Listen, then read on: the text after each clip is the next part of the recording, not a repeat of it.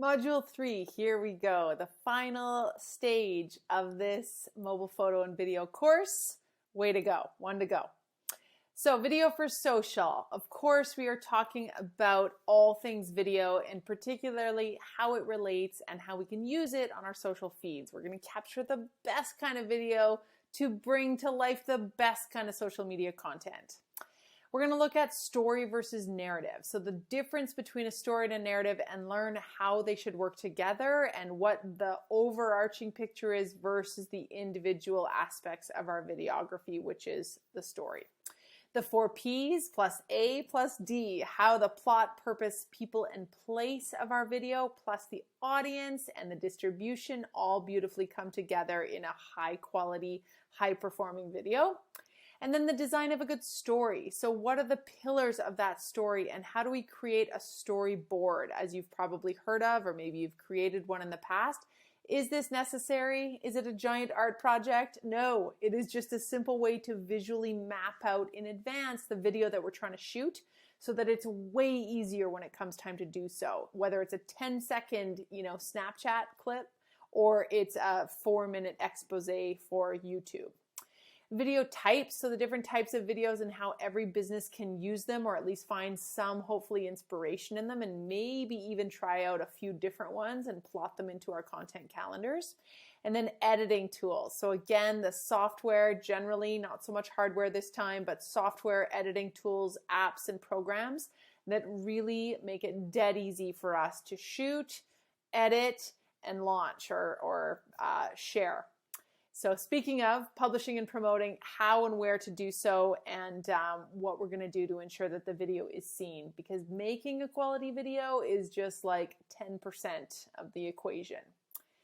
So we know that video content still reigns supreme, if you will. It is the most important type of visual asset that we can create because it's got action and animation, motion, sound, all the things that our tiny goldfish-sized attention crave and need and want, and it's what we're now used to. We are so used to moving pictures in our screens and on our phones and devices that if something is just still, or worse, it doesn't have any kind of visual to it, we don't even notice it. It's not that we're not interested or we scroll right by because we're bored. Our eyeballs barely even see it because there's so much other flashing noise around it from competing types of visuals. So it's still rising. It is on the rise, and the increase in video content and the quality and creativity in the video content we're seeing is changing and evolving all the time. It's a really neat time to be alive and to be a marketer. So mobile video consumption rises by 100% every year. The platforms are better at hosting it. They've got cooler features for us to watch it and view it with sound on, sound off, full picture, picture in picture, all sorts of different ways for us to view it. And then specific video features within those platforms for us to use as marketers, like Reels and the editor in Instagram Reels, which blows my mind as a video editing tool built into a social media platform. We've got live streams and, producers and all sorts of aspects and features and within the platforms that didn't exist before. So it's rising for both usage as well as the availability and features that have video geared that are geared towards video. 85% of consumers want to see more video content from brands, partly because it's easy for us to digest and consume, but also it's just a better experience. It's more rich, it's more holistic, and we can learn more faster about that company or their product or offering. And then online videos make up more than 82% of all consumer internet traffic. So what we are generally spending our bandwidth on in our lives and our work is video content, which is just crazy if you think about it, but also not that surprising considering how much we're streaming. 64% of consumers will make a purchase after watching branded videos on social. Of course they will. Of course we will, because we're suckers, but also it gives us all the information we need, if done well, that incites us to take action and generally make a purchase. We retain 95% of a message when we watch it in a video compared to 10% when reading it in a text. This is because there's so many sensory things that are happening when we're watching a video. We're able to read, watch, hear, and, generally evoke a little bit more emotion than if we're just reading a promotional message. 92% of users watching video on mobile will share with others because of how easy it is to do so. Thank you, platforms, and all the shareable features that make us want to stick around longer. And also because oftentimes they are short and sweet and emotionally charged, and we feel compelled to share it. It might be funny or poignant or timely or whatever. And then a website is 53 times more likely to reach the front page of Google if it includes video. That's remarkable, but not that surprising either. So why use video content? Well, of course, we all want our videos to be, or our content marketing efforts to be worthwhile, and video helps that happen.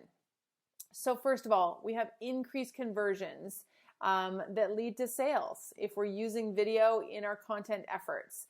This is because video can explain things that photos cannot, and that there is so much more info that we can pack into it, whether through captions or spoken word or, a transcript, whatever it is. We're able to provide a lot more than we can if it's just a still image or a piece of text. Content matters more than quality, so they don't have to be perfect and our audience doesn't expect it. Amen. We are used to some of these more real and raw types of video footage, especially in our stories or our live streams, and thus it's easier for brands to just get it out the door. It's not to say that it's quantity over quality, but it is about just getting it done and not being a perfectionist or assuming that it's got to be outsourced and perfectly produced.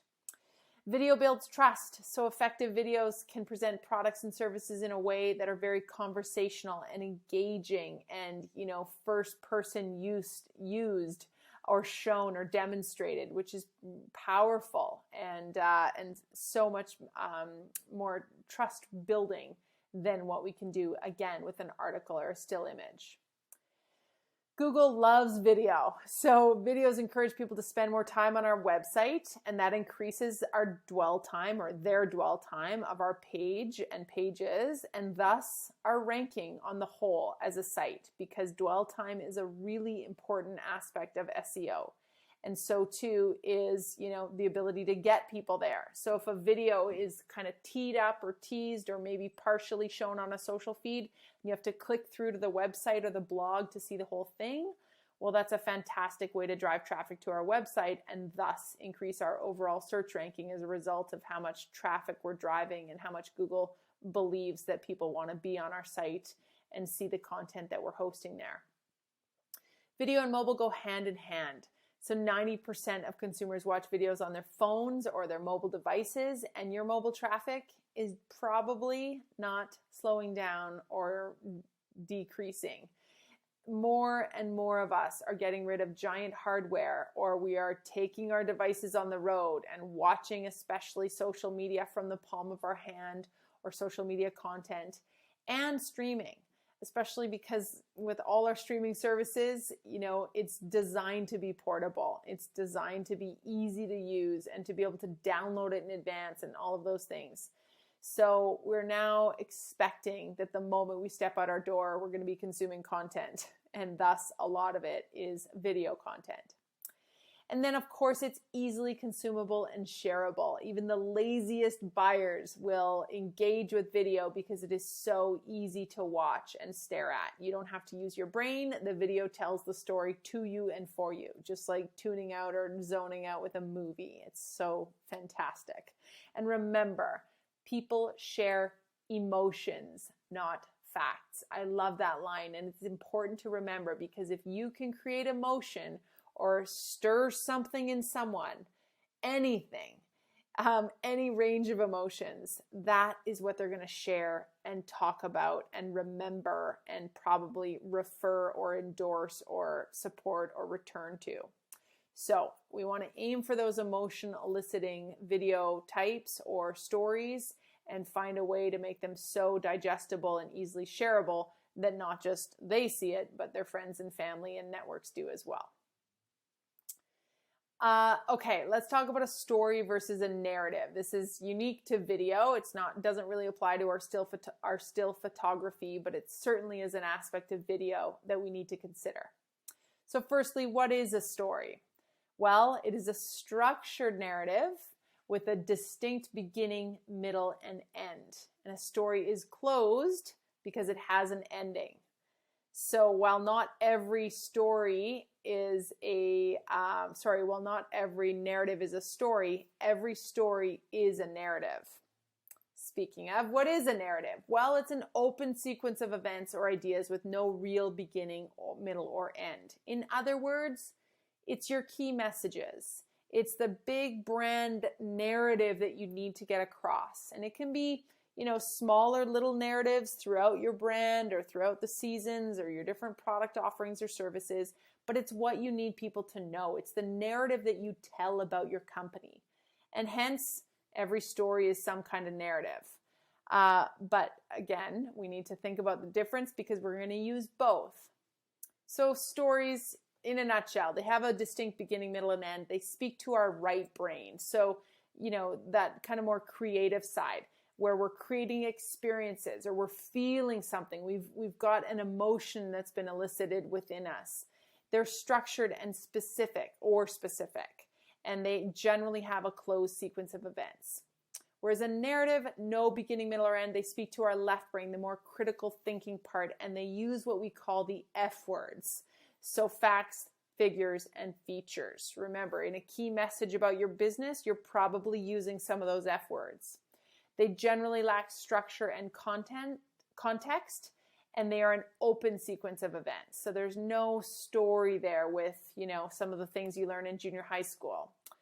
Let's take a look here at a couple, and then we'll further explore the difference. Hi, we're Warby Parker, an eyeglasses, sunglasses, and contacts brand. That's right, contacts, as in our very own comfortable, breathable, and affordable daily contact lens. Scout by Warby Parker, which also comes in an easy-to-carry, easy-to-store flat pack that uses about 80% less packaging than traditional contact packs. Warby Parker, we've got your eyes covered. Good little video, a bunch of great little clips, such great color. Definitely not a story. That was a lot of facts and figures, and I would dare say it's a narrative. It's a key message that's talking about the three aspects of their business. They've called it, we've got your eyes covered. So we learned a lot, but I didn't feel a whole lot of emotion. I'm not sure about you. Let's try another one. Dear Warby Parker, I'm so lucky to wake up next to you every day. It seems like just yesterday when we first met. Since then, we've been through so many ups and downs. And I'll never forget the time I almost lost you. I will never let that happen again. Promise. You're always there when I need you most, and I couldn't be more grateful. Thank you, Warby Parker. The best $95 I've ever spent. Yours truly, a customer for life. Cute. Quite a story, I guess. I mean, it may not incite a ton of emotion, but it did have a beginning, middle, and an end. We learned about this person and her journey with Warby Parker, and they told it in the form of a love letter, or at least a letter, and at the end it wrapped up nicely. One more. I wish I could try these glasses on first. What if I said you could? I would then say how. I would then tell you to use Warby Parker's virtual try-on. I would then do it. Wow. Okay. All right. Are you from the future? Okay, so nice that we have just learned about a product, specifically their app or the launch of their try-on app. And in this little 15-second video, we've also, though, seen a story. So I could describe, the inciting incident, the middle, the, climax, takes the guy's phone, and then how it's resolved in the end. So I would say that was a story, but you may feel differently. I think there was certainly some facts and figures going on there too, and product placement, or at least promotion, but it was done in a way that was cheeky and fun and kind of had some humor to it. Okay, so let's add in the 4 P's and the A and the D. So first of all, plot. What is the story you're trying to tell? This is important. Again, we want to try and get, yes, narratives out there, but lots of storytelling, just like our written content, just like our graphic designs in course number 3. Now we're talking about telling stories that are memorable and emotional through photo and video. Second, purpose. So why are you telling the story, and what do you want people to do as a result of watching it? What is the point if you had to describe it in one line? 3, the people. Who are the people in this video story, and how do they relate to the story you want to tell? Who are you featuring? This isn't necessarily about the audience. We're going to get there. This is about the people in the video. And if there's no people, okay, well, what are the things that are in your video? What are the actual elements of it? Maybe it's props. And then place. Where is this story being shot, and how does the place influence the story or the places? This is so important. It really makes a difference, whether you're in nature, whether you're indoors, whether you're in a dark room or a big wide open space. The place and the setting and the locale are such key elements that set the stage and the scene, of course, for your video. So really thinking about that, and even the examples we watched, you know, the environment was almost a character on its own. And then the A, so audience. Okay, who is the intended audience for this story? So important. We talk about audience nonstop at the social school, and you have heard of that and thought about it a lot already in some of the other courses you've taken. So this is no different. Picturing who the audience is and narrowing it down if you have to one specific persona that you know is going to laugh or cry or remember or buy or whatever you need them to do. And then you can, hopefully better speak to that person as a result because you know them really well. And then so important, especially when it comes to video, because we forget quite often, and a lot of video producers and video companies will not even consider this, is the distribution. I just see it more often in video content than other sort of digital marketing tactics, where you've got this group of maybe experts at shooting and storyboarding and, you know, creating these visual assets or this video imagery and content for you. They'll even post it to YouTube, but there's zero thought or strategy around getting it seen. So really considering that distribution piece. We'll talk a little bit more about that here in a minute, but understanding the platforms that it's going to land on and just what it's going to take to ensure people see it. Sometimes it comes down to paid ads and paid placements, but other times it just comes down to really strategically launching that video, sharing it, repurposing it, and getting it seen.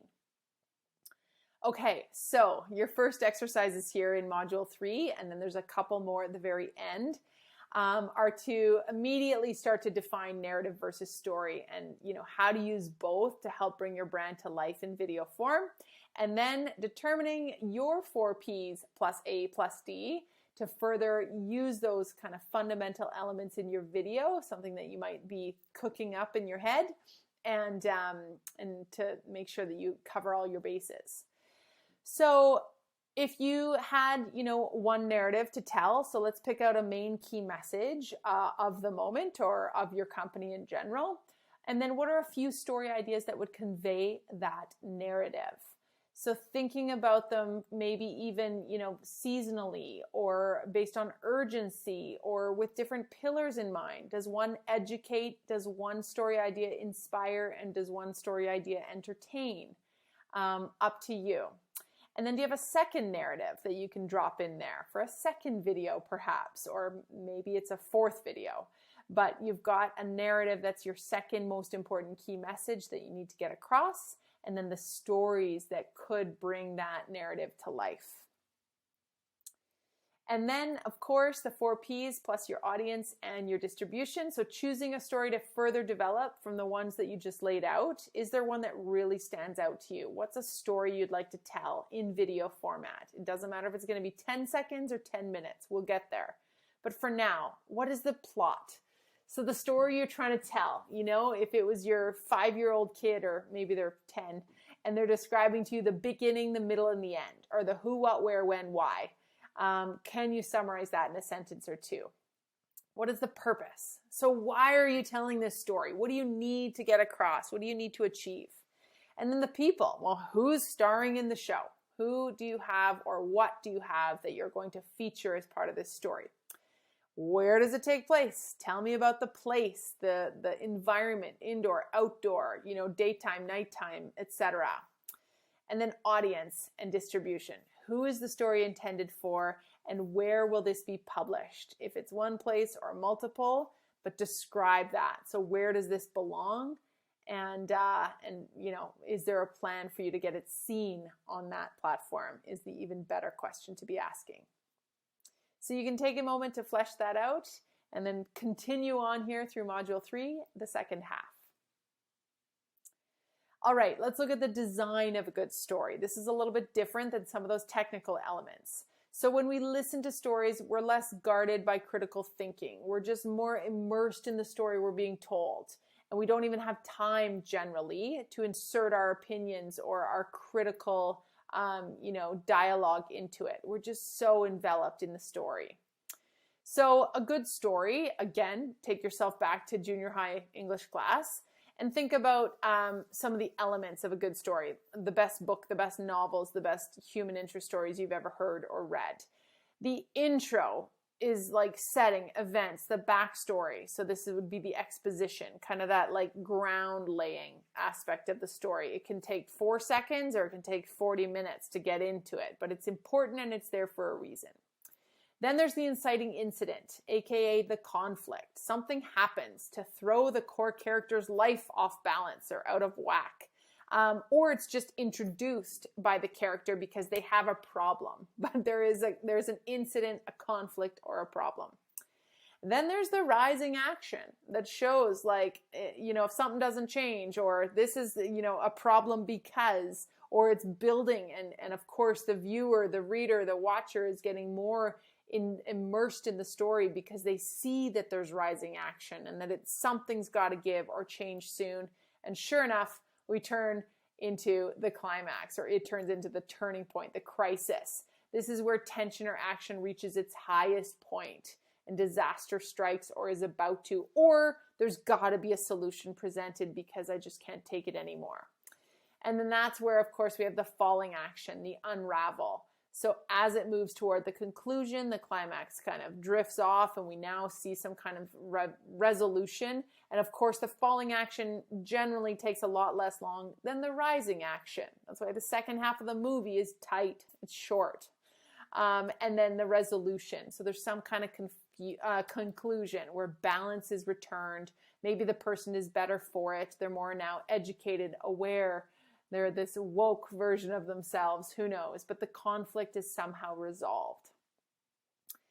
So if you were to see it as a plot, it looks like this. You've got that exposition at the beginning, lay the groundwork for however long you need to, and then that inciting incident of the conflict that occurs, or it was there all along, but now it's been introduced, and then rising action to the climax, falling action, and a resolution. We've got a beautiful story with an open middle or a beginning, middle, and end, and an open and a close. Okay, let's watch this one.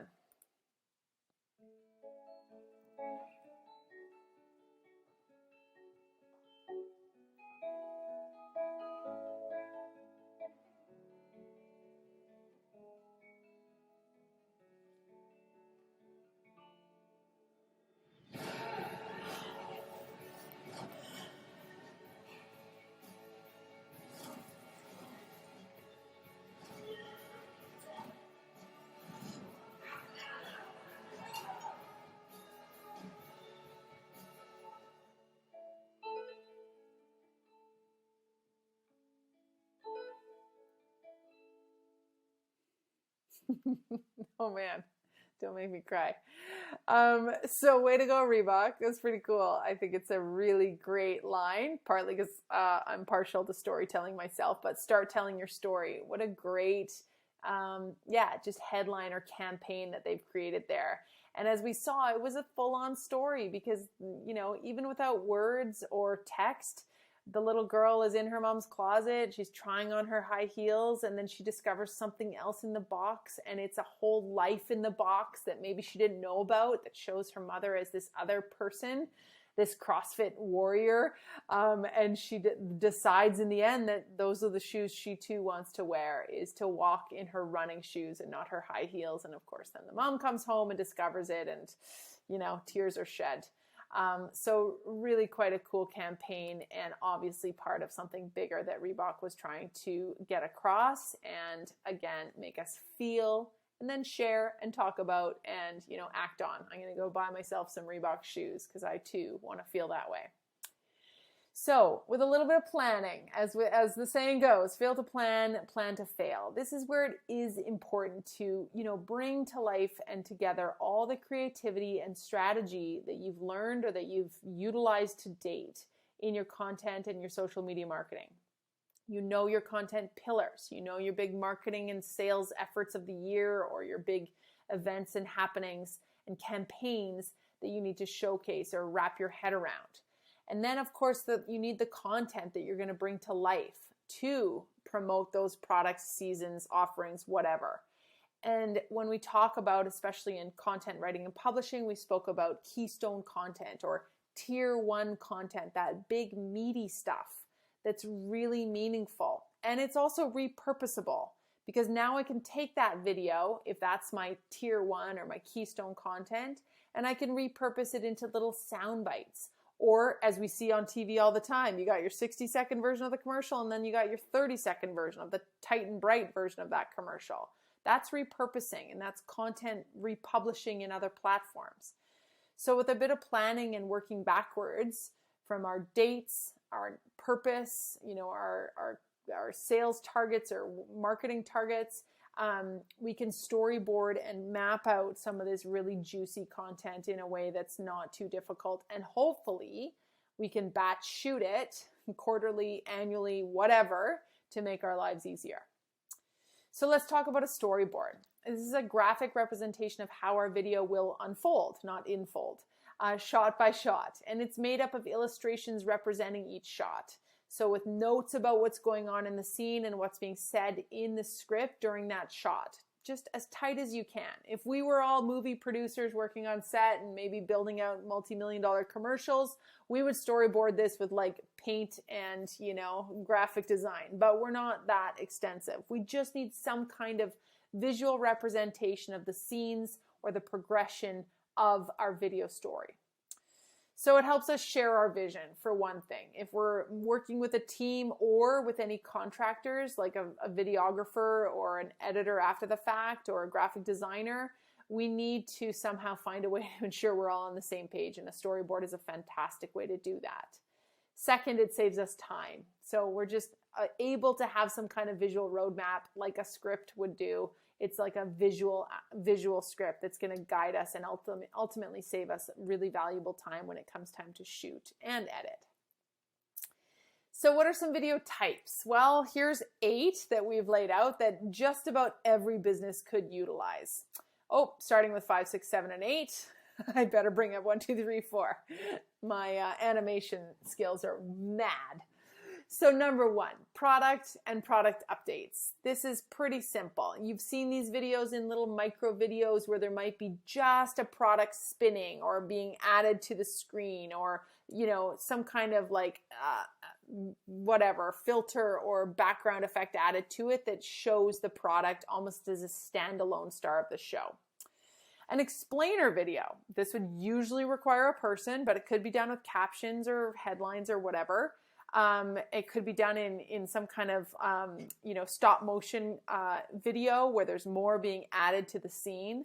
But we're showing how something works, and a how-to works no matter what business you're in, because people love to learn in bite-sized little clips. Think about like BuzzFeed tasty videos or Pinterest recipe videos. They're like just so popular because they're 2 minutes long. They have no sound, and within 5 pieces of text, you've learned how to bake a cake.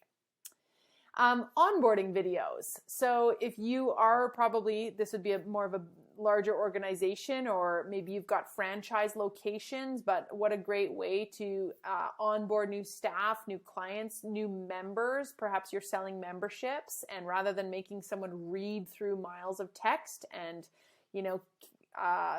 guidebooks, you can explain things to them in a video. This is really popular when people come onto a new software tool as well. Just watch this 5-step video on our financial technology and you'll know exactly how to invest your money and open your account.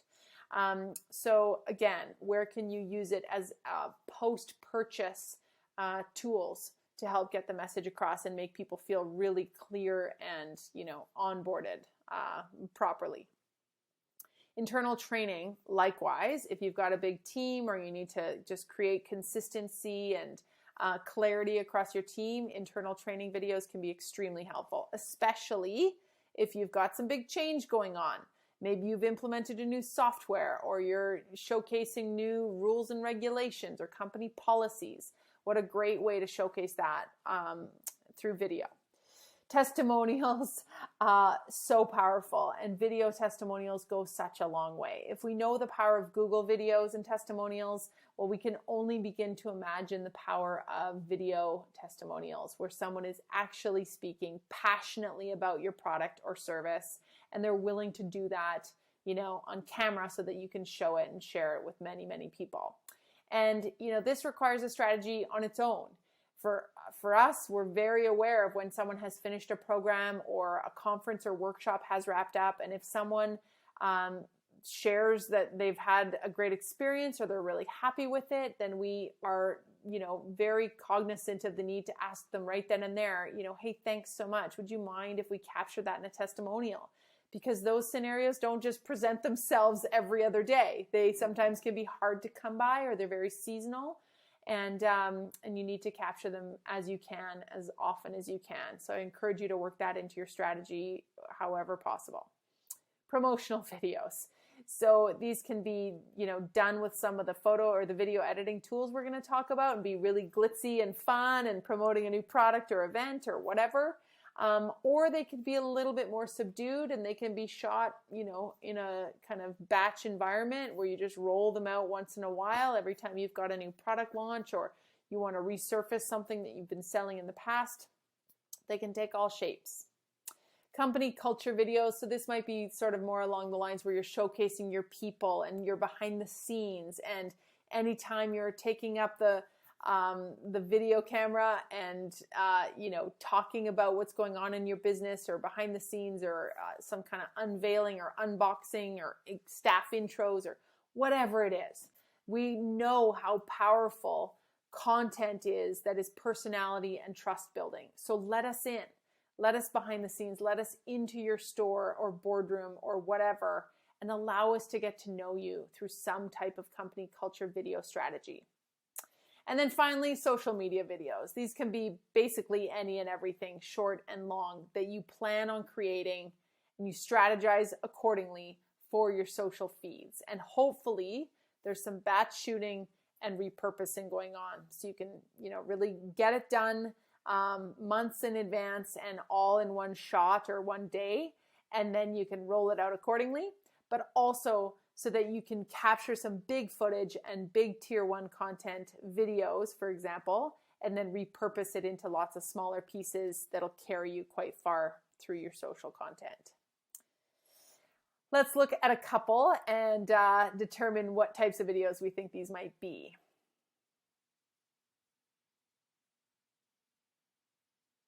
Okay, that was like a 6-second video, 5-second video from Peel.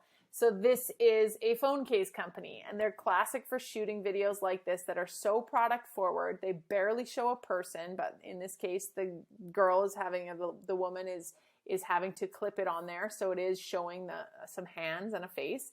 And all we're seeing is that very slim, thin silicone case, and it's doing its job. The color background is something that we see Peel utilize, some really bright, vibrant colors that they cycle through depending on what product line they're showcasing, which I've noticed in their videos. No sound, so that we can play it with background music or nothing, but there's no talking necessary, and certainly I can play that on silent and get the same gist of, the same effect. Okay, let's watch, let's watch this one.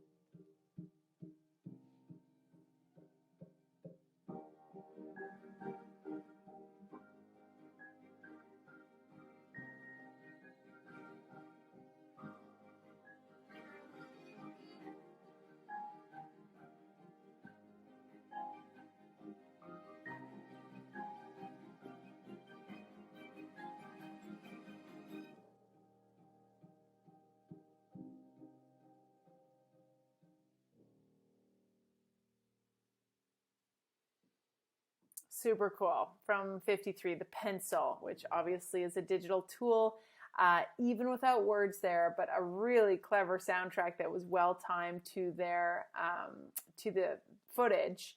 We saw a bit of a story there. If you looked carefully, there was definitely some, a bit of a climax in the middle there of like ideas, and then, maybe a roadblock and no ideas and some head scratching. And then it comes to life again. And there's some editing and shading and all the things that this item can do. So it's promotional, but it was also, a really kind of neat story too. I would say it was a product showcase video that could have also served as a bit of a documentary style, video, I guess. Next up, let's watch this one. So Madewell is a really cool apparel company.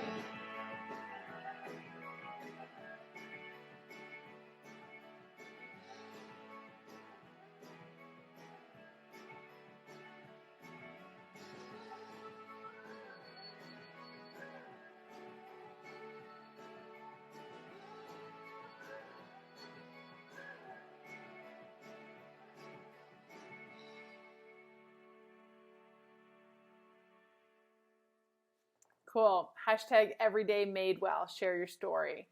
I mean, to me, it was just a narrative. There was no real beginning, middle, or end, even though it kind of started at the beginning of the day and it ended at the end. So a day in the life. But it was sort of promotional in the sense that it was showing us the product in motion and being lived. And maybe I'm wrong. Maybe you see it as a story where there's all sorts of beautiful clips that you could tell, had a beginning, middle, and an end. But either way, again, like a really vibrant, beautiful video that could be used on their social feeds for an individual post, or it could live on as like the main embedded video on their website of either a campaign or just of their brand promotional video in general. So brands, if they're smart, are strategizing and shooting and creating these things all the time, so they have multiple little mini videos to choose from for whatever platform they need them and whatever application matters. And then they can cycle through them too. I guarantee that this video isn't going to be so dated a couple of years from now that they couldn't resurface it and use it again, likely, if their brand still looked and felt the same. Okay, let's look at some editing tools to talk about how to take our video content to the next level. So we've got quite a few here for you, and we could categorize them into different things, and we have, like movie makers, especially for social, little cute social videos. GIF makers, if you're just looking for soundless looping GIFs that are lower resolution and lower size, so you can use them easy on your website and in your blog and e-newsletter, for example. Video resizing, captioning, and transcribing, video and video and audio transcription, video editing, and then also compressing, editing, resizing, etc. So these are our favorites. Animoto in the movie maker category, Happy Scribe in the transcription category, and Capwing that does so many things. It is one of my absolute favorite affordable tools. So let's look at these a little closer. So Animoto allows us to share and create videos for free with Animoto's Video Maker. Of course, you can upgrade for more, and that price is there. And this would allow you to take off, say, the Animoto watermark, to save your brand, to just do a whole lot more in your professional video making. But you can combine photo and video clips with music and make professional videos that can serve really well on your social feeds for sure, but also in your digital advertising. So if I'm creating an ad campaign and I really want to have some video and add copy and background and music and captions to my video to get my video ad to really sing, a tool like Animoto will help me do that. And especially if I only have still images, it'll turn it into a video for me. Another one that we love is Happy Scribe. So automatic as well as human transcription services that will convert audio to text with 85 to 99% accuracy.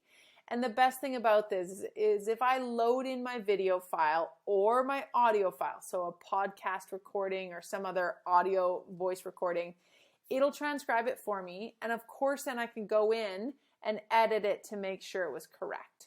I can apply those subtitles to my video, or I can export the transcript, and now I have a blog post. Amazing. That's why I like to consider video content as that keystone, tier 1, top of the pile content that other content trickles out from. So then I would consider my blog post and my e-newsletter to be tier 2, which I pull out of my video.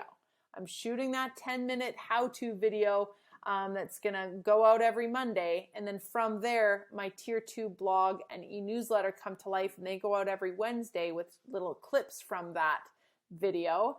And then my tier 3 content are 20 social posts that I can pull from that 10-minute video as well, with little sound bites or facts, figures, did you knows, and those can roll out following the launch of that video as well.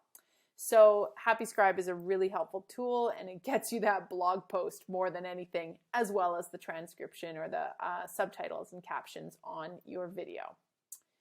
And then Capwing, as I mentioned. So there's a lot of tools out there that would be considered all-in-ones.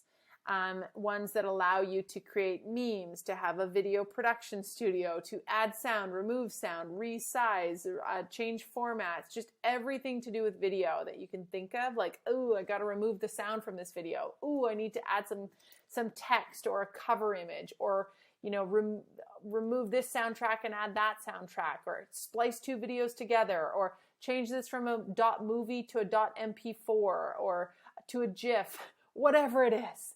Capwing can do it, and it is so affordable. It is less than $20 a month, and it's worth it. Some of these other ones will only create you funky social videos, and they're $30 or $50 a month.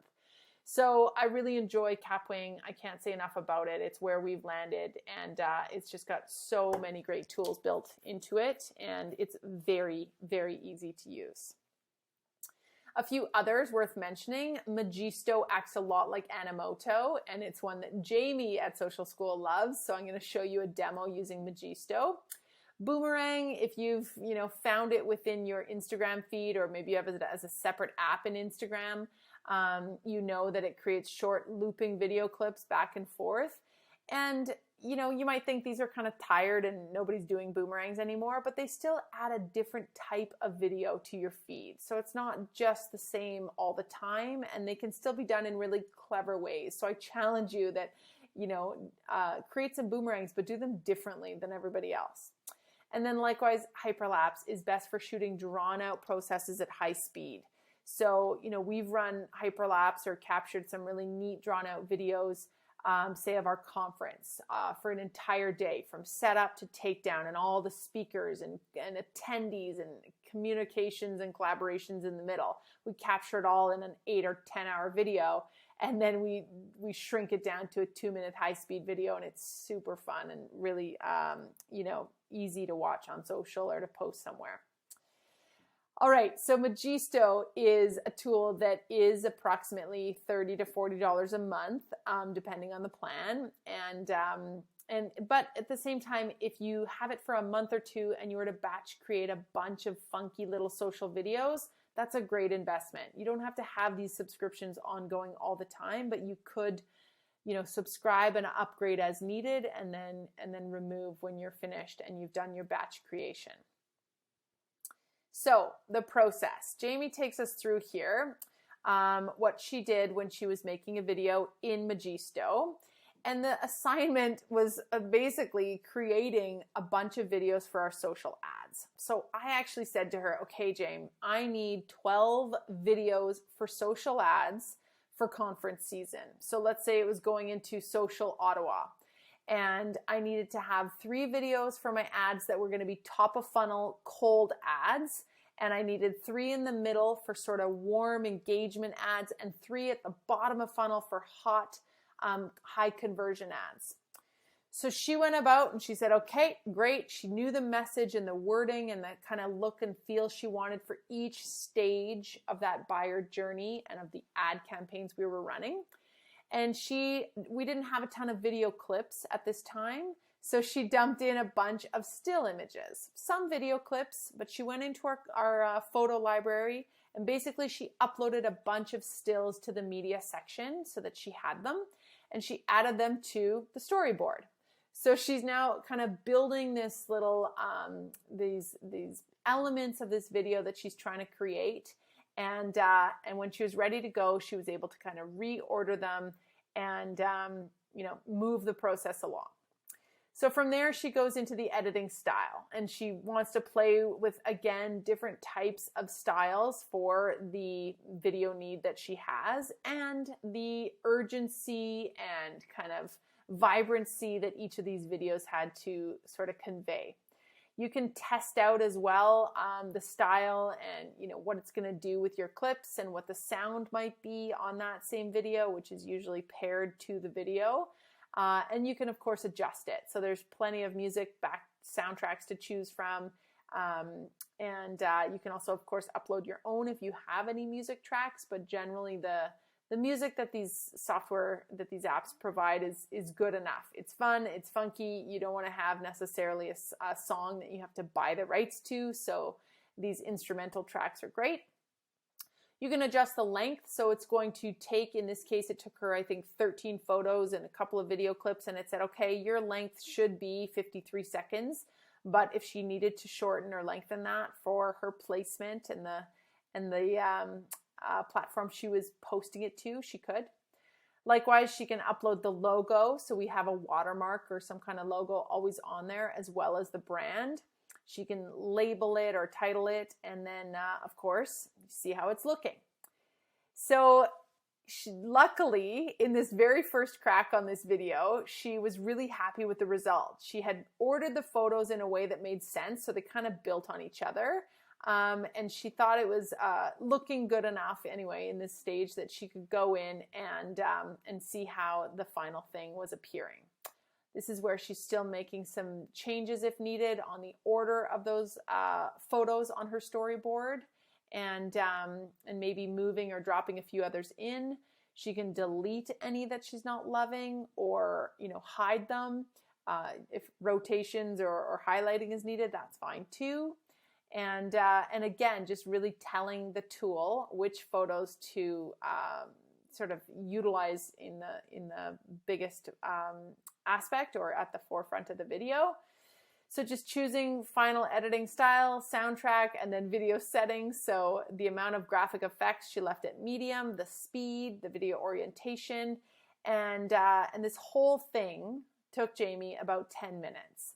So once you know the tool and you're familiar with it, whether it's Animoto or in this case Magisto, you know, understanding how they work and how to go about utilizing them quickly and easily, and tapping into maybe some of the photos or assets you already have in your content bank, make it so fast to go in and make changes and make a second copy.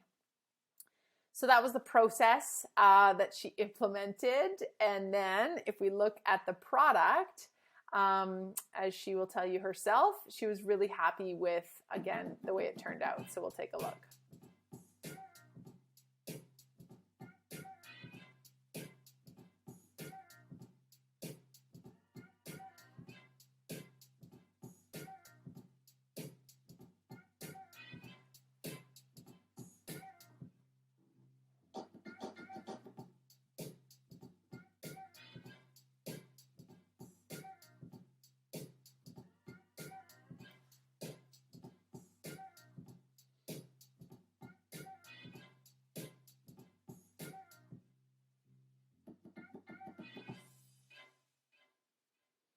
So she could have added in more text or captions at the end or throughout the video. Also, I am a big fan of the video clips. They just add so much more movement, obviously, than the still images. But if you don't have enough video clips, we can see how, you know, the way that the still images are introduced and they go flying off the page, they kind of come to light or life in their own way anyway. And also, this would have been a perfect video at stage 1. So we're awareness building, top of funnel, kind of cold video ad, which you'll learn about in course number 5 in digital advertising.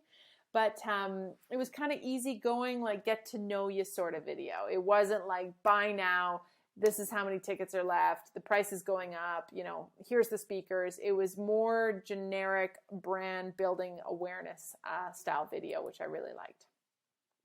All right, some final steps to review. So what is the purpose of your video? Let's just review the lay of the land and the big important things to remember. We have to get clear on what we want our video to achieve. So certain platforms lend themselves better to certain objectives, of course. And so where are we placing this video and why is the question. What is our call to action? So what do we want people to do after they've watched our video? This is an absolute must. And even if it's, a promotional video that's shown on a cable television, there will be a brand name at the end or a website or a hashtag sometimes or something that tells us what to do next, usually.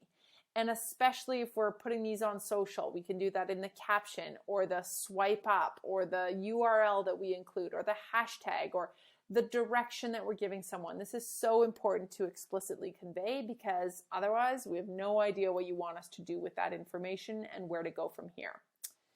And importantly, where to find it if we want to. Who is the intended audience? So who do we want to watch this video and what platform do they spend time on is the best question to ask yourself so that we publish it where and when they are online with the best chance of them sharing and engaging with it.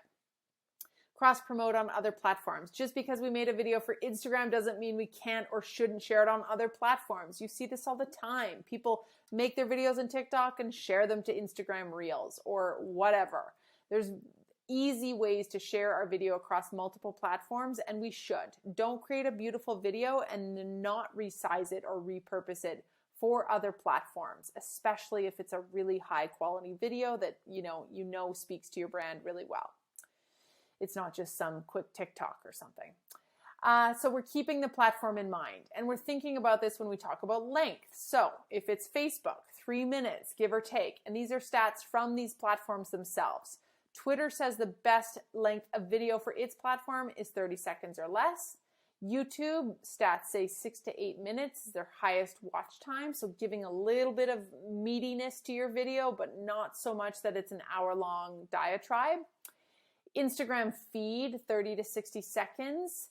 Instagram story, 15 seconds times 3, although that's changing a little bit and those are getting longer, so that's kind of exciting. And how you want to implement them in sets of 3 or individual or more. Maybe you're doing 12 stories a day and you're just constantly keeping them fresh and filled. That's cool. Instagram Reels, so 30 to 60 seconds there on the new platform that is Reels with that beautiful post-production or video editing tool that I mentioned. I guess Instagram Reels aren't so new anymore, but they're still being given a lot of preference, so I would encourage you to check those out. Preference by the algorithm, I should say. And then Instagram Live, or Facebook Live, LinkedIn Live, it depends. It's the same as what's your ideal length of a podcast? Some people love a 20-minute-er, other people love a 45-minute-er. So, playing with that a little bit and sometimes mixing it up with a short and sweet Instagram Live and then a longer one, that can work really, really well. So in other words, thinking about platform, publish, and promote. So which platforms we'll be posting on, and then of course we're going to edit accordingly for that platform. Publish, know where your audience is and when to publish your content to them so that they will immediately run with it and you can leverage that into more views and organic reach if it does really well right off the bat. And then promote it, cross-promoting our video on multiple channels more than once, resurfacing or unearthing that video again months down the road, years down the road, whatever it is, and ensuring that this video gets seen. We're implementing the 80-20 rule turned on its head. So we are spending 80% of our time promoting and ensuring that that video gets seen, and just 20% of our time creating high-quality, brilliant videos that we know we want to promote, as opposed to spending 95% of our time creating and barely any time talking about it or ensuring that they're viewed. Some final reminders. So, know your narrative. What are those key messages for your brand, those big brand rally cry statements that you can build stories around? And the stories are what we use to reinforce and paint a picture of those key messages. They're what bring them to life. Pick characters to star in your videos that mirror the audience they're speaking to, because that's how it works. If I'm a prospect or client or customer of yours, I want to see people that look like me and have the same pain points as me, or at least some kind of affinity towards me, or that I relate to in your video. This could even be animals or products or whatever, but there has to be some kind of connection point there. When I say they look like me, I mean they have that same type of desire or need or fear or frustration, and I can sense it that they have the same kind of the same kind of pain points that I do. Package your product with the outcome. This goes without saying that when there is a resolution or an outcome or the downside of that climax where things are getting resolved, that the product should appear, or that the product was part of the solution or the service. And even better if it's done in a way that's not super explicit. So there's that roundabout way that you insert yourself or your company as the solution, because you're just there, or you're part of it, or you're naturally part of the conversation. Maybe if you can, rather than being like, here, buy my product. You're just part of the story. And then call on your audience to take action. This goes without saying that there has to be a clear next step for them to dive into, and keep the platform in mind as you plan and shoot. Know what works on Instagram, and know what format and orientation you need for YouTube. And you're going to learn over time that you keep downloading it as MP4s, and that doesn't work to upload to Instagram. So understanding how you can quickly change the format, or better yet, shoot and export in the right format so that it's as few steps as possible in your editing and post-production process, and you get those videos scheduled or launched easily without a whole lot of hassle. So your final exercises of this course, you've got one that allows you to storyboard a video. So let's plan out a video or videos using a storyboard that ensures your production success, that visual depiction of what you're about to create. And then a bonus storyboard planner, so more scenes for the more ambitious amongst us. If you need 10 scenes or 10 pieces of a storyboard, great, that's there for you. And then bonus exercise number 8, the last two are for those who are willing to go there, is the live video planner. So if you're ready to create some really crazy, compelling video content for your feeds, maybe it's as in the form of Instagram lives or LinkedIn lives, or even just stories, great, we've got a planner for that too. So if you look at the video storyboard planner where you're planning your videos in a graphic or kind of visual and explicit format, what is the title or topic, if you can think of it? But a good thing to start with is that title. Just like when you're writing a blog post or an e-newsletter, the sooner you know that subject line or headline, the better, because it starts to help unravel the story. And then the main publication platform, super important. And then where else could you share this to? What are your secondary or tertiary share platforms? What's the objective of the video, that whole purpose thing? The call to action for your audience, either immediately, throughout, or at the end.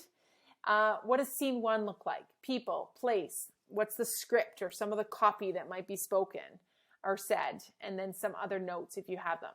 Same thing for scene number 2. Where do we go next? And then if you need it, all sorts of other scenes here, 3, 4, 5, 6, 7, 8, and you can, add as many as you like. But I would encourage you to try to keep it simple. Try not to go over 8 to 10 different scenes in your first video, and thinking about it again for the platform. If you know that you're shooting for Instagram Reels and you're doing a how-to of your latest, product that you're launching next month, or that you want to showcase and sell a lot of, you know that Instagram Reels at max 60 seconds are going to be hard to make into anything less than 6, 10-second clips, especially if you're talking. So don't have 10 scenes, have like 4. So you have room for an intro and an extra, or a longer scene if needed. So again, know the platform and work backwards from it with the constraints that you're going to be facing worked into your plan. And then that live video planner, if you really want to think about some high converting video with maximum repurposing opportunities, some live video can be really powerful to work into your video mix. So if you did a live broadcast, what would you call it? And when would you draft it? So do you have a draft date? And then when would you go live? Important to both have kind of a plan in place and a plan for drafting that content or securing the guest that you're interviewing or whatever it is, and then knowing exactly when you're going live. And this is important as well because you can tee up that live on your social platforms, on your blog, in your e-newsletter to draw as many live viewers as you can, or just to get them interested in the subject matter in general and then follow up and send them the replay link. What pillar and category does this fall into for your content? Any associated imagery or graphics or cover images that you might need for that live that you need to create or think about in advance? What's a promotional excerpt or teaser for when you do tee it up and you tell people about it in advance? And then 3 points that you want to make. So if you're not going to storyboard it all out in a bunch of scenes, no problem. You could do that, and you could think about audience and location and all of that. Or you could really think about it as a written blog. What are the 3 main points you want to make and the call to action or summary at the end? Which, this as a video planner could do wonders in terms of just making a video that has some purpose to it. Whether it's 5 minutes or it's a 40-minute interview, knowing what your live video is going to be about is really, really important as well. And with that, we arrive at the end of mobile photo and video, course number 4. If you are progressing through the social media marketing certificate, congratulations. You are so on the home stretch. You just have 1 course to go where we tie all this organic content up and we start to think about paid content. So how to pay to play in the right ways in order to get it seen and acted on is the point. We can spend all the time in the world strategizing and creating this beautiful content, written, visual, video, and if it's not seen or heard, does it have any value? I would argue no. So digital advertising will not only tee us up for, using the Facebook Business Suite and some of the platforms and the dashboards properly, but building audiences and then, determining keywords and, interests and behaviors and all sorts of fantastic features with the people that we're targeting. And then what the campaigns or promoted content looks like that we want to put a little bit of money behind to ensure that it gets seen and acted on. So I will see you there, and I wish you so much luck in finishing off your video modeling and storyboarding. And I encourage you to go shoot a video and get that kind of content created for yourself. You don't need to outsource this. You can do it, and I promise you, if you do it consistently, it'll get better and it will go far. And I can't wait to see it. See you soon.